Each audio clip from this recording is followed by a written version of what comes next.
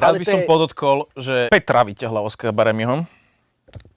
Ja on prvý povedal niečo z Oscara. Ja asi som bol ja prvý. Ale my sa napríklad neváme, že si kamarátka Oscara. Rád by som podotkol, že Lukáš vyťahol Oscara Baremiho. My sme mali prvý diel tohto s Tommy Kotým. Som to videla, že ste s ním točili, tak som sa nahnevala. Ja ti poviem napríklad, jak to bolo s Tommym Kotým, hej? Že moja otázka je, že do akej miery človeku, ktorý niečo také spravil, dávať priestor. Veľmi veľa vecí nemôžem povedať. Ja mám Tommyho dosť rád a hlavne cítim akože empatiu na Margo. K tomuto by som ja rád pridal ešte. Takto, ja nesúhlasím s veľa rozhovormi, ktoré Oscar spravil. Ten najznámejší rozhovor pre mňa s tou Martinou Šinkovičovou je, že ty vieš každú tretiu vetu jej vyvrátiť.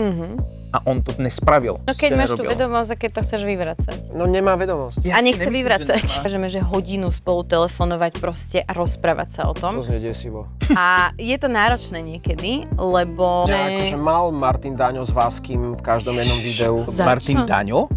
Ten Daňo? Novinár Daňo? Teba? Prečo teba?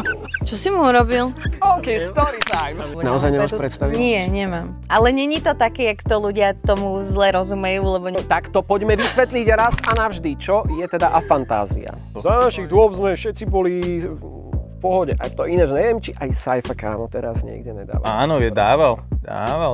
Akože Grower and shower. Ja som grower. Okay. Ja som grower. Hej, to hovorí každý muž s malým penis. Sú niektoré veci, o ktorých si povieš spätne, že toto som nemala hovoriť? Ale... Ťa niečo škrie, normálne si to vyčistíme, poď. Celkovo ma škrie vlastne, keď je dávaný priestor niekomu, kto sa nezodpovedne postaví k svojim prešlapom. Počuješ, Oskar?